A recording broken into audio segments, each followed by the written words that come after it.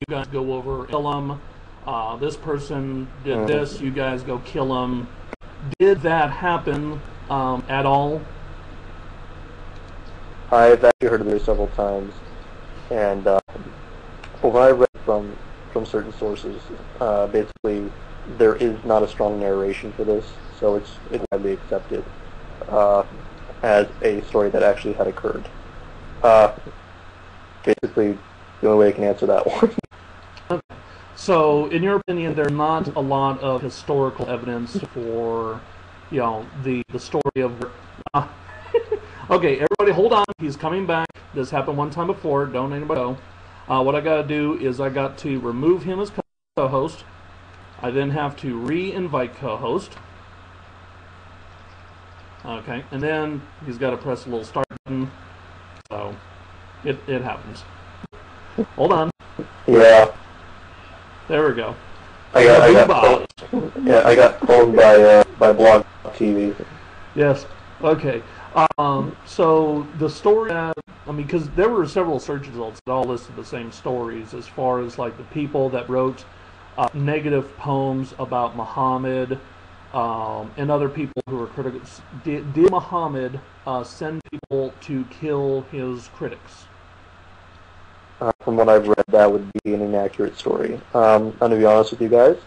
I don't have complete knowledge on that subject, and I have to research it more. So, but from my understanding, that was not the case. Okay.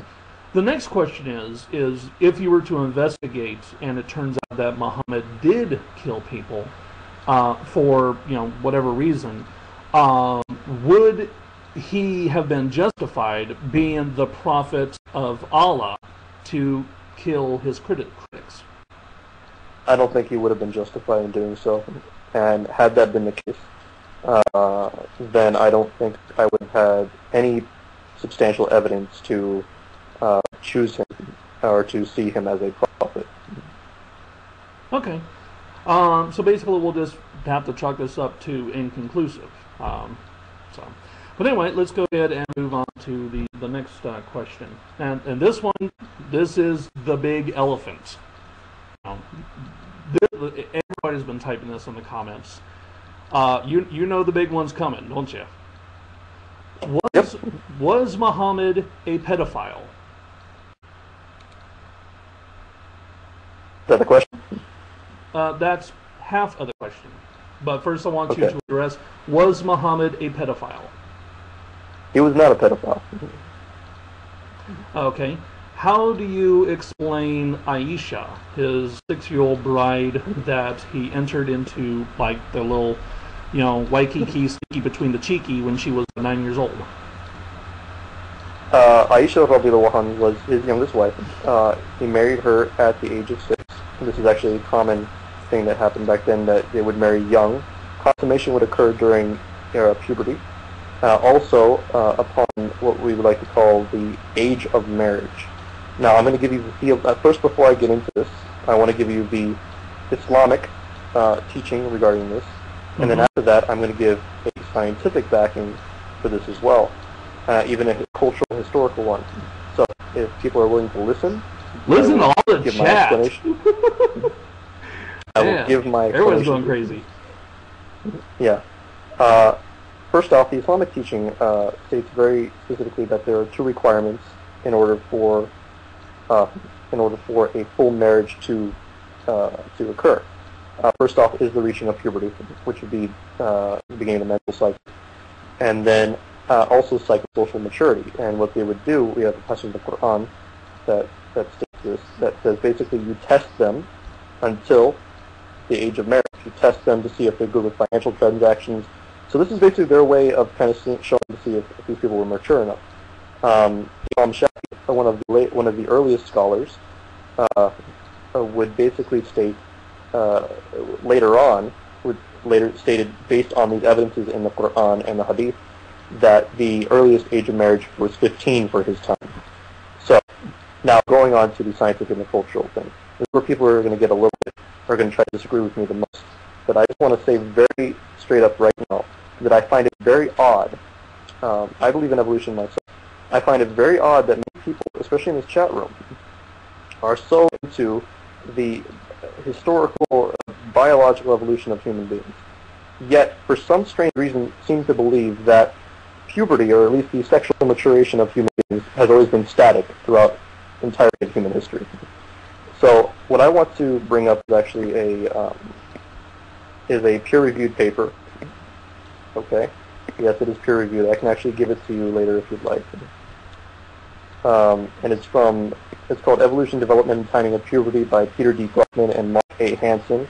It's in the Review for the Trends in Endocrinology and Metabolism, Volume 17, Number 1, January 2006. He's got a memorized. And this is, well, I have it in front of me. Okay. Because you knew it was coming, yeah, okay. And basically, this is a report that was brought up after basically noticing how young girls and boys are starting to reach physical puberty much earlier than they used to, especially in the 1900s. And they started realizing, okay, well, it's because of obesity and sort of the complexities of society that people are starting to go back. And this report, this study, actually shows that children are starting to go back to the normal range of human development. However, their psychosocial maturity, basically the time that they mature to the point where they can understand these things, where it's not as traumatic, for them to have sort of sexual intercourse, it still hasn't. It's basically been divided very much so because of the complexities of society. So what this study shows and also tries to prove is that, especially, and I'm looking at figure 2 here, is that about 2,000 years ago, around the agricultural time period, the age of menarche was around 9 to 10 years old. The age of what? Menarche, basically the time when puberty began, or was starting to happen, or it would... So puberty begins at 9 and 10? Okay. Not necessarily. It actually would stay actually at that point in time, and I'm going to just say this passage right here.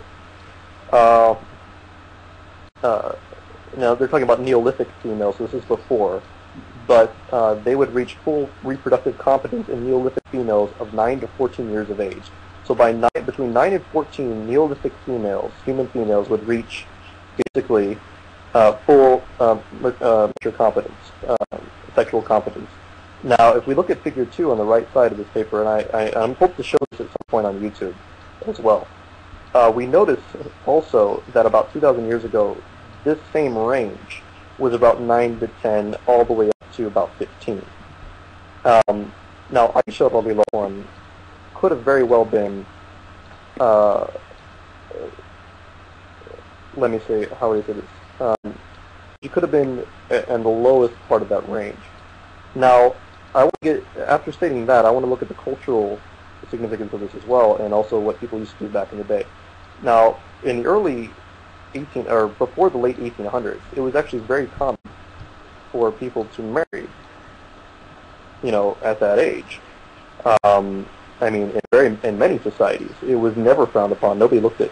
I mean, I'm going to be honest with you. Your ancestors, probably my ancestors, and many other people's ancestors in this room right now who want to call Muhammad a pedophile, your ancestors would be pedophiles as well. Then I'm sorry. If you want to say that, then your ancestors were also pedophiles. I'm not trying to be mean, but I mean that's just the truth. The problem, and I think you're going to come into this as well, is that how does that tell Muslims to do at this point in time? Now, going back to the Islamic teachings, yes, we have to follow the Prophet Muhammad. Okay, it's true, but Islamic ruling also says that we should follow not just the physical maturation of a human being, but also psychosocial maturation. So it would be unjust for us, for instance, and I'm telling this to Muslims here in this room as well, it would be unjust for us at this time period, in this day and age, to marry or to consummate marriage with a 9-year-old girl. That would be a sin, because they have not reached full maturation. This is wrong. I have a question. This needs to be... Yeah. If Muhammad were in the 21st century, and God sent him as a prophet in today's society, would he be wrong for marrying a 6-year-old girl and consummating that marriage at 9 years old in the 21st century? in the 21st century, he would be incorrect to do that. Yeah.